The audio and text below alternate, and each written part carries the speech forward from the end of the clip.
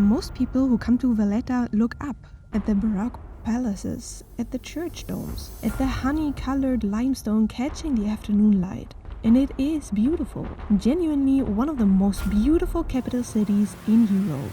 But almost nobody looks down.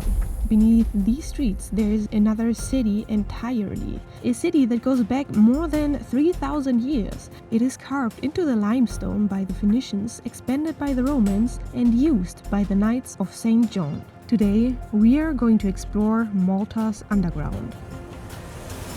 In order to be able to explore Malta's underground, we need to walk towards a museum where we will meet our tour guide in a little bit.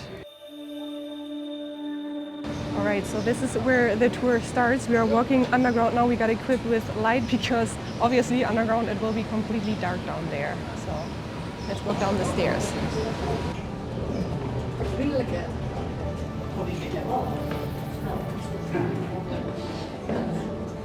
It's getting chilly down here. You feel the temperature drop immediately and it smells a bit damp here.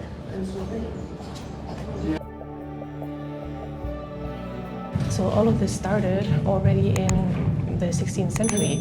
The Ottomans were taking over Malta at that time. Actually, they were taking over big parts of Europe. And they say that when Malta won a huge battle against the Ottomans in 1565, they actually changed the history of Europe, because otherwise Europe might have turned out to become a complete Ottoman Empire. The limestone bedrock beneath Valletta has been carved and hollowed for at least 3,000 years. The Phoenicians were the first to cut into the rock. They used the underground chambers for grain storage and for burials. The natural properties of limestone made it ideal. Consistent temperature, naturally dry and easy to cut with primitive tools. The Romans expanded on what the Phoenicians left behind, adding their own cisterns and storage systems. When the Knights of St. John arrived in 1530 and began building Valletta from scratch, they built downwards as well as upwards. The Knights carved deep cisterns beneath the city to collect rainwater, an essential resource on a small island with no rivers. They also cut granary pits capable of storing enough grain to withstand a month-long siege. The result is a city with two floors, the one above ground that everyone photographs and the one below that almost nobody visits. If you focus here on the roof, you can actually see that the original passages were tiny, like from here until there. This was the original passage, and if I walk here, you can see that only one person was able to walk here. This was the original passage during the Ottoman Empire, and later on, obviously, they made it much wider. What makes the underground of Valletta so remarkable is not just its age. It is the continuity. The same chambers were used by different civilizations across thousands of years, each one adapting what they found rather than replacing it. The Phoenicians' grain pits became Roman cisterns. The Roman cisterns became Knights of St. John water stores, and the Knights' tunnels became in the 20th century something else entirely. During World War II, Malta was one of the most bombed places on Earth. The island sat directly in the middle of the conflict between the Allied forces in North Africa and the Axis powers in southern Europe. Between 1940 and 1942, Malta was bombed almost continuously, and when the bombs came, the people of Valletta came down here. So there are like holes here where they placed candles to actually be able to see something here. But there was also electricity, but however, especially during wars, they didn't have electricity here, or it broke down the system. The walls are small, it's completely damp here, the walls are wet. So imagine living here. There's also no system of replacing the air. They cook down here, so that also caused lots of sicknesses and so on.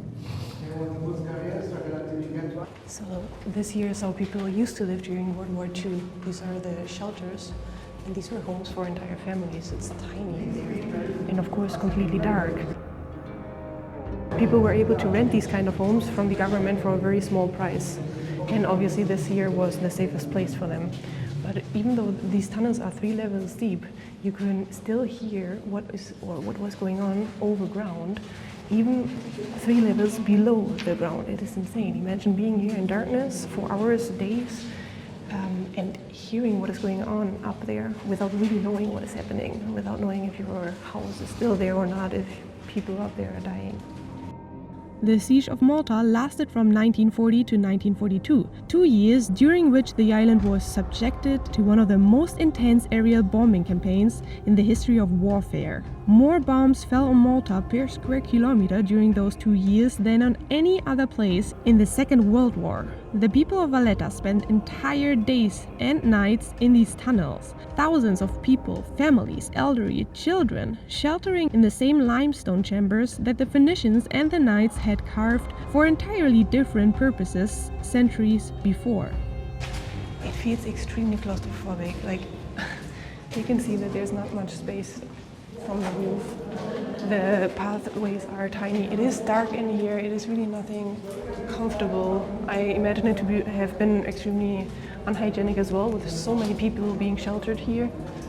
People must have been traumatized after living here for 4 years, basically, on most days.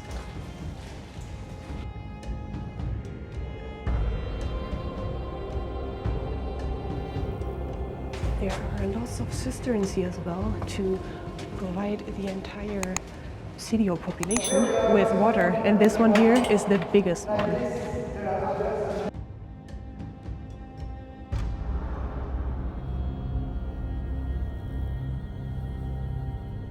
We were just told that this cistern here is actually a small one.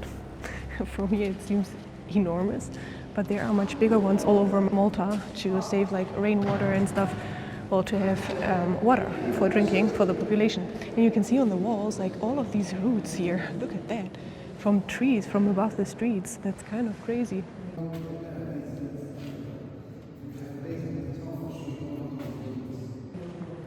So obviously trees always know where there's water to find, right?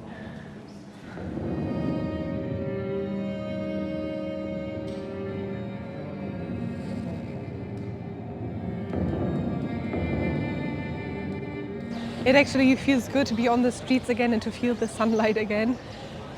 It was a very unique experience. It was great to be able to be in there, to really feel what it must have been like more or less back then when they actually needed these tunnels as shelters. But it is also completely crazy to think that these tunnels are hundreds of years old, literally, and they were just more and more extended over time because people kept needing them. They were built to protect the people at first without even knowing if they would ever be needed or not, and then they were needed several times, and they saved thousands of lives, literally. This is insane. Yet it is also quite sad that these tunnels were necessary more than once. The tour really gave me goosebumps. I learned a lot today. What I experienced was unique, and if you are ever in Malta, I recommend you to do the same tour. It was a very great experience and highly recommended. Let me know your thoughts about it in the comment section below. I will read your thoughts, and I hope to see you in next week's video.